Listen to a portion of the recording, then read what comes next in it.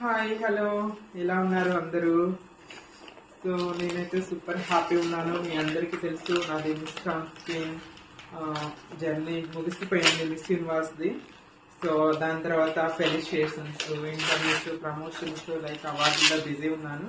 So మీ అందరికీ తెలుసు 2 days back Antony గారు పిలిచి నాకు ఫెలిసియేషన్ చేస్తారు.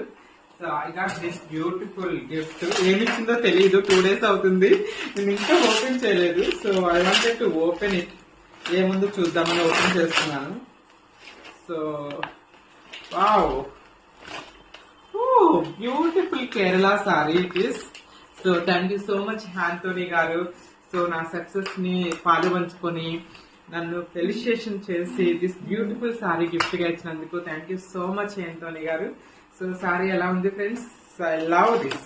నా దగ్గర కేరళ సారీ లేదు, ఫైనల్ గా గాట్ ఇట్.